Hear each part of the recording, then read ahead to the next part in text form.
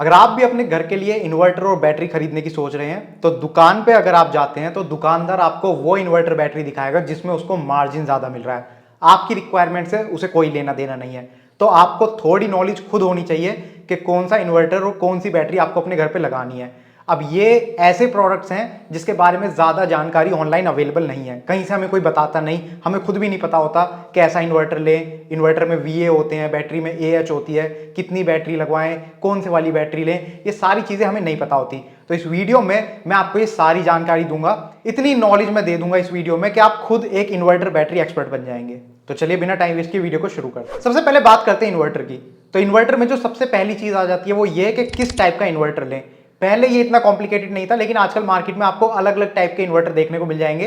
एक तो normal inverter होता है जो ज्यादातर घरों में यूज होता है, दूसरा होता है सोलर इन्वर्टर। तो सोलर पैनल्स अगर आप लगाना चाहते हैं तो इस इन्वर्टर को कंसीडर कर सकते हैं। अगर आप अभी सोलर पैनल नहीं लगाना चाहते लेकिन फ्यूचर में आपका कोई प्लान है तो आप सोलर इन्वर्टर अभी ले सकते हैं, उसको आप नॉर्मल इन्वर्टर की तरह यूज कर सकते हैं और फ्यूचर में जब आपको सोलर पैनल लगाने होंगे तो इसी इन्वर्टर के साथ आप सोलर पैनल्स भी लगा सकते हैं। तीसरे टाइप का जो इन्वर्टर होता है वो होता है लिथियम बैटरी इन्वर्टर। हमारे घरों पर ज्यादातर आपने देखा होगा एसिड वाली बैटरीज का यूज होता है जिसमें हर कुछ टाइम में हमें पानी डालना होता है। लेड एसिड बैटरी इनको बोलते हैं। हर जगह इन्हीं टाइप की बैटरीज का यूज देखने को मिलता है, लेकिन आजकल लिथियम बैटरी भी मार्केट में आने लगी है, तो इस हिसाब से लिथियम बैटरी इन्वर्टर भी मार्केट में बनने लगे हैं। ये एक ही सेटअप होता है जिसके अंदर लिथियम बैटरी भी लगी होती है, इसी के अंदर इन्वर्टर भी होता है। एक ही कंपोनेंट आपको लगाना है और इन्वर्टर बैटरी दोनों का काम ये कंपोनेंट करता है। तो ये तीन टाइप के इन्वर्टर आपको मार्केट में देखने को मिलेंगे। आप अपनी रिक्वायरमेंट के हिसाब से ये चूज कर सकते हैं कि किस टाइप का इन्वर्टर आपके लिए बेस्ट रहेगा। एक बार जब आपने इन्वर्टर चूज कर लिया उसके बाद दूसरा पॉइंट आ जाता है कि भाई कितने वीए का इन्वर्टर लेना है। मार्केट में जब आप इन्वर्टर लेने जाएंगे तो आपको वीए में देखने को मिलते हैं 500 वीए, 700 वीए, 1000 वीए, 2 केवीए, 3 केवीए, इस टाइप से आपको इन्वर्टर देखने को मिलते हैं। तो कितने वीए का इन्वर्टर लेना है ये टोटली डिपेंड करता है कि आपका लोड कितना है घर में जो आप इन्वर्टर के ऊपर चलाना चाहते हैं। आपको लोड कैलकुलेट करना पड़ेगा। उसके लिए आप क्या कीजिए, सबसे पहले अपने घर के उन अप्लायंसेस की लिस्ट बनाइए जिनको पावर कट होने के बाद आप इन्वर्टर के ऊपर चलाना चाहते हैं। हर किसी की रिक्वायरमेंट अलग अलग होती है। मान लीजिए मेरी रिक्वायरमेंट के हिसाब से मुझे कुछ एलईडी बल्ब चलाने हैं, कुछ फैन चलाने हैं, एक टीवी चलाना है, बाकी और छोटे मोटे अप्लायंसेस है जो मैं इन्वर्टर के ऊपर चलाना चाहता हूं।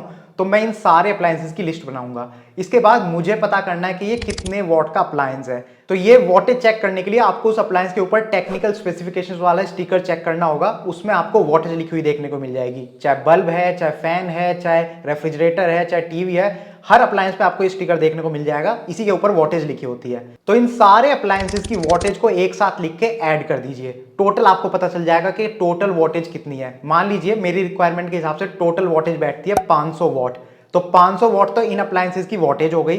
अब क्या होता है कि जब आप किसी भी अप्लायंस को ऑन करते हैं, इलेक्ट्रिकल अप्लायंस को, तो शुरू में उसको थोड़ी एक्स्ट्रा पावर चाहिए होती है जिसको बोलते हैं जर्क लोड। तो आपको ये एक्स्ट्रा पावर भी इसमें ऐड करनी पड़ेगी। उसके लिए आपको क्या करना है, इस 500 वॉट को 1.25 से आपको मल्टीप्लाई करना है। जब आप इसको मल्टीप्लाई करेंगे तो आपके सामने एक नया नंबर आएगा जो है 625 वॉट। तो टोटल 625 वॉट का लोड है जो इन्वर्टर के ऊपर मैं चलाना चाहता हूं। अब ध्यान दीजिए, ये जो लोड आया है ये आया वॉट में, लेकिन इन्वर्टर जो मार्केट में अवेलेबल होते हैं वो वीए में होते हैं। तो हमें इस लोड को वॉट से वीए में कन्वर्ट करना पड़ेगा। उसके लिए आपको इन्वर्टर का पावर फैक्टर या फिर उसकी एफिशिएंसी चेक करनी होती है। जो भी इन्वर्टर आप खरीदेंगे हर इन्वर्टर की एफिशिएंसी अलग होती है, 70%, 80%, 90%।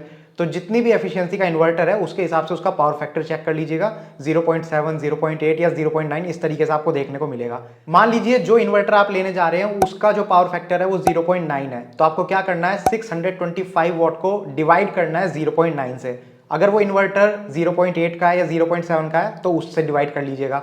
अब मान लीजिए 0.9 का इन्वर्टर है, मैंने इस नंबर से डिवाइड करा 625 को, तो हमारे सामने एक नंबर आएगा 781। तो 781 वीए का इन्वर्टर हमें लेना होगा। अब मार्केट में आपको 781 वीए का नहीं मिलेगा, इससे थोड़ा सा कम या थोड़ा सा ज्यादा मिलेगा।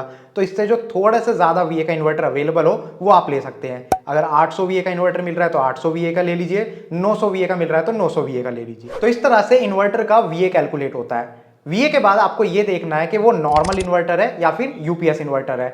नॉर्मल इन्वर्टर के साथ जब पावर कट होती है तो सारे अप्लायंसेस आपके ऑफ होके दोबारा से ऑन होते हैं। ऐसे में जो सेंसिटिव अप्लायंसेज है, मान लीजिए आप कंप्यूटर पे काम कर रहे हैं, वहां पर आपका डेटा सेव होता रहना चाहिए, तो अगर पावर कट होती है तो कंप्यूटर रीस्टार्ट होगा, आपका सारा डेटा लॉस्ट हो जाएगा। तो ऐसे अप्लायंसेस के लिए आपको नॉर्मल इन्वर्टर नहीं, यूपीएस इन्वर्टर लेना होता है। यूपीएस की फुल फॉर्म होती है अनइंटरप्टेड पावर सप्लाई। इसका मतलब अगर लाइट चली भी जाती है तो भी आपके सारे अप्लायंसेस ऑटोमेटिकली बैटरी बैकअप पर शिफ्ट हो जाएंगे बिना किसी लैग के। आपको पता भी नहीं चलेगा पावर कट हुई है, सारे अप्लायंसेस आपके एज इट इज काम करते रहेंगे।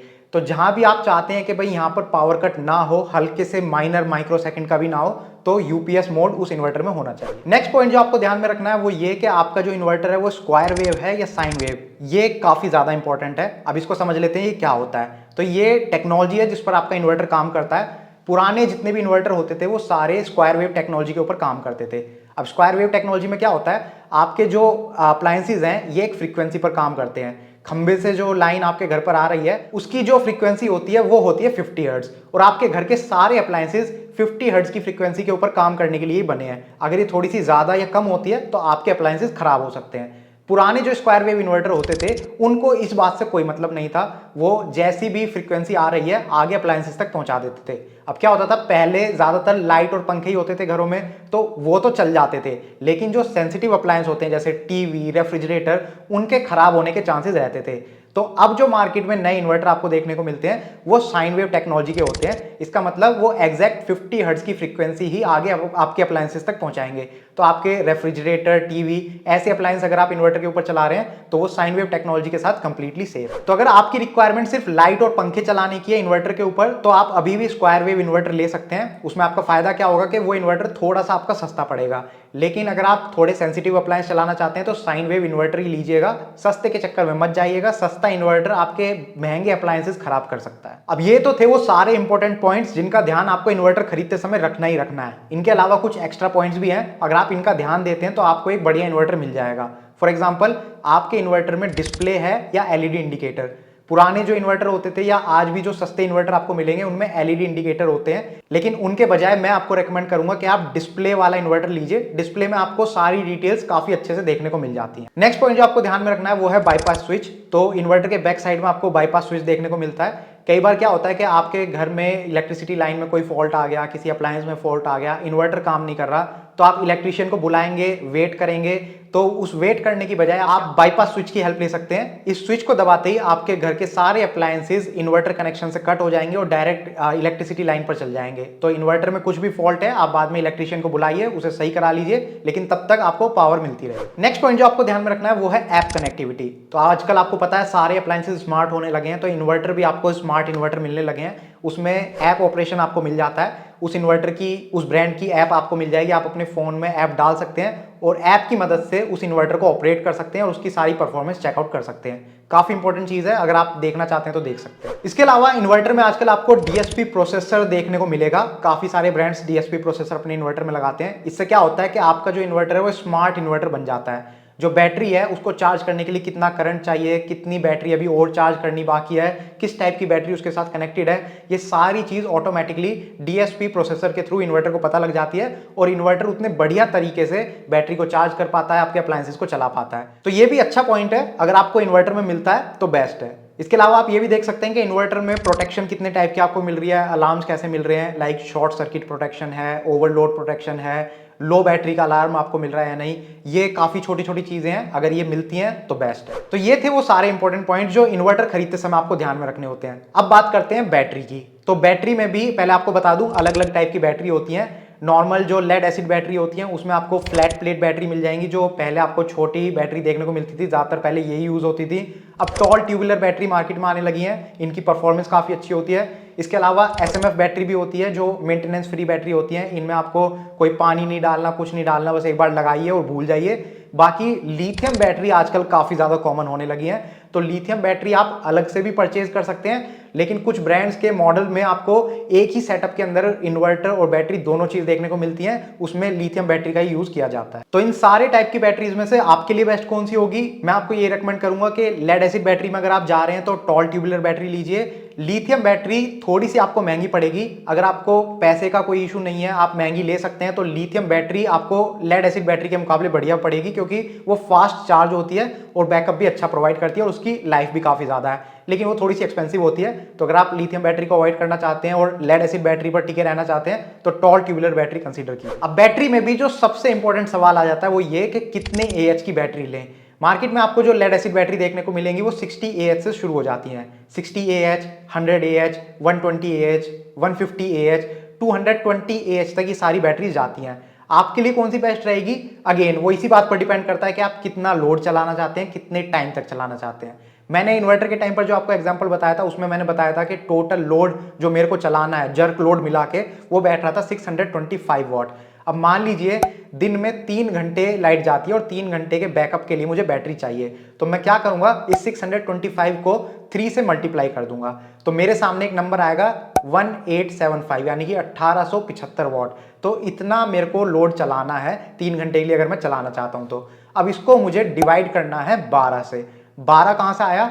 जो बैटरी होती है उसकी जो वोल्टेज होती है वो 12 वोल्ट होती है लेड एसिड बैटरी की, तो 12 वोल्ट की बैटरी होती है, तो आपको इस नंबर को 12 से डिवाइड करना है। अब मेरे सामने एक नंबर आया है 156, यानी कि मेरे को 156 AH की बैटरी लेनी है। अब बैटरी के साथ भी सेम वही सीन है, 156 AH की बैटरी आपको नहीं मिलेगी, 150 AH की मिल जाएगी, 180 AH की मिल जाएगी।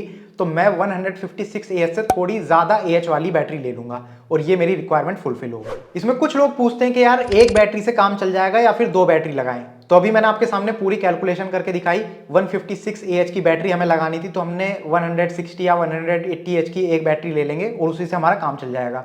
मान लीजिए मुझे 3 घंटे से ज्यादा के लिए पूरा बैकअप चलाना होता, तो मेरे सामने कुछ अलग ही नंबर निकल कर आता। मान लीजिए 300 AH नंबर निकल के आता, तो 300 AH की बैटरी तो मार्केट में नहीं मिलती, तो मैं क्या करता, 150 AH की 2 बैटरी लगा लेता। तो इस हिसाब से आपको पता चल जाएगा जितनी आपकी कैलकुलेशन के हिसाब से निकल के आया है, अगर उससे ज्यादा AH की बैटरी आपको मिल रही है तो एक ही बैटरी में काम चल जाएगा, नहीं मिल रही तो आप 2 बैटरी लगा लीजिए उस नंबर को कवर करने के लिए। यहां पर आपको एक चीज का और ध्यान रखना पड़ेगा कि जो इन्वर्टर आपको लेना है वो भी नंबर ऑफ बैटरी के हिसाब से लेना है। अगर सिंगल बैटरी आप चलाना चाहते हैं तो 12 वोल्ट का इन्वर्टर लेना है, 2 बैटरी अगर आप लगाना चाहते हैं तो 24 वोल्ट का इन्वर्टर आपको लेना है, 4 बैटरी लगाना चाहते हैं तो 48 वोल्ट का इन्वर्टर आपको लेना है। इसी वोल्टेज के हिसाब से इन्वर्टर आपको मिलते हैं। सेम इन्वर्टर रहेगा, अलग अलग वोल्ट का रहेगा, 12 वोल्ट, 24 वोल्ट, 48 वोल्ट, तो जितनी बैटरी आप उसके साथ लगाना चाहते हैं उस हिसाब से वो वोल्टेज ऐड हो जाता है। अब बात करते हैं कि इनके ऊपर वारंटी कितनी मिलती है। तो इन्वर्टर की बात करें तो आप किसी भी ब्रांड का इन्वर्टर ले लीजिए, स्टैंडर्ड आपको 2 साल की वारंटी मिलेगी। आजकल कुछ इन्वर्टर 2 से ज्यादा साल की वारंटी भी देने लगे हैं, वो आप देख लीजिएगा, ज्यादा वारंटी मिलती है तो बेस्ट है। बैटरी की हम बात करते हैं तो यहाँ पर वारंटी काफी ज्यादा इंपॉर्टेंट है। एक तो होती है नॉर्मल वारंटी कि किसी बैटरी पर आपको 3 साल की या 5 साल की वारंटी मिल रही है। 3 साल की होगी तो वहां पर लिखा होगा 36 मंथ वारंटी, 5 साल की होगी तो वहां पर लिखा होगा 60 मंथ्स वारंटी। लेकिन काफी सारी बैटरीज के ऊपर आपको इस तरह से लिखा हुआ देखने को मिलेगा, 36 मंथ्स होगा, उसके ऊपर छोटा सा स्टार लगा होगा, या फिर 18+18 मंथ्स करके लिखा होगा। तो इसका मतलब होता है चाहे स्टार लगाओ चाहे प्लस में लिखा हो, इसका मतलब होता है कि उस बैटरी के ऊपर आपको प्रो रेटा वारंटी मिल रही है। प्रो रेटा वारंटी में क्या होता है, जो शुरू का पार्ट है 18+18 मंथ्स है, तो जो शुरू के 18 मंथ्स है वही मेन वारंटी है। उस पीरियड में अगर बैटरी खराब होती है तो ब्रांड आपको बैटरी सही करके या फिर रिप्लेस करके दे देगा। लेकिन उसके बाद वाले 18 मंथ में अगर बैटरी खराब होती है तो यहां पर ब्रांड आपसे कहता है कि बैटरी सही तो हो जाएगी या फिर आप दूसरी बैटरी ले जाइए, लेकिन आपको पैसे पे करने पड़ेंगे। आप कहोगे कि यार ये तो वारंटी में है, इसी को बोलते हैं प्रो रेटा वारंटी, यानी कि बाद वाले पीरियड में अगर चीज खराब होती है तो आपको वो चीज तो सही होकर मिल जाएगी, लेकिन थोड़ा सा अमाउंट आपको पे करना पड़ेगा। तो कोई भी आप बैटरी ले रहे हैं कोशिश कीजिए उसमें प्रो रेटा वारंटी हो ही ना, सीधी वारंटी लिखी हो 36 मंथ्स या 50 मंथ्स।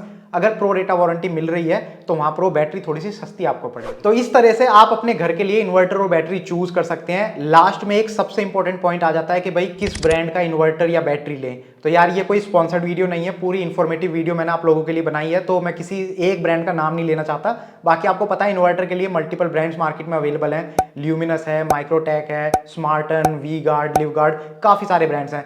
सेम चीज बैटरी के लिए, luminous, Okaya, Exide, live guard, इन्हीं सारे ब्रांड्स की बैटरी भी आपको मिल जाएंगी। मैं आपको ये रेकमेंड करूंगा कि ऐसे ब्रांड के साथ चाहिए जिसका मार्केट में नाम अच्छा है, जिसकी कस्टमर सर्विस अच्छी है, जिसकी आफ्टर सेल सपोर्ट अच्छा है। क्योंकि एक बार आपने प्रोडक्ट खरीद दिया उसके बाद अगर प्रोडक्ट खराब होता है कुछ टाइम बाद तो ब्रांड की तरफ से आपको सपोर्ट मिलना चाहिए, ये काफी ज्यादा इंपॉर्टेंट है। तो ब्रांड का नाम अच्छा होना चाहिए, प्लस उनके प्रोडक्ट्स की जो कॉस्टिंग है वो आपको कम से कम पड़े और फीचर्स आपको ज़्यादा से ज़्यादा मिले। ये चीज़ सोच के आप कोई भी ब्रांड ले सकते हैं। और हाँ, दुकानदार की बातों पे मत जाना, वो आपको मार्जिन जिसमें ज़्यादा मिल रहा है उसको वो ही ब्रांड चपेकेगा, लेकिन मैंने आपको पूरी गाइड दे दी, आपको अच्छे से समझ में आ जाएगा कि कौन सा इन्वर्टर बैटरी आपके लिए बेस्ट है। इससे ज़्यादा कोई आपको नहीं बताएगा। तो ये वीडियो अगर आपको पसंद आई है तो प्लीज़ इसको लाइक कीजिए, ज़्यादा से ज़्यादा लोगों के साथ शेयर कीजिए। और अगर आपको इस टाइप की वीडियोस देखना पसंद है, घर पर यूज़ होने वाले किसी भी इलेक्ट्रिकल अप्लायंस के ऊपर, सोलर प्रोडक्ट्स के ऊपर या फिर इलेक्ट्रिक व्हीकल्स के ऊपर, तो आप हमारे चैनल को सब्सक्राइब कर सकते हैं, क्योंकि हम इन्हीं सारे प्रोडक्ट्स के ऊपर वीडियोज़ बनाते हैं। Thank you for watching the video. Good bye.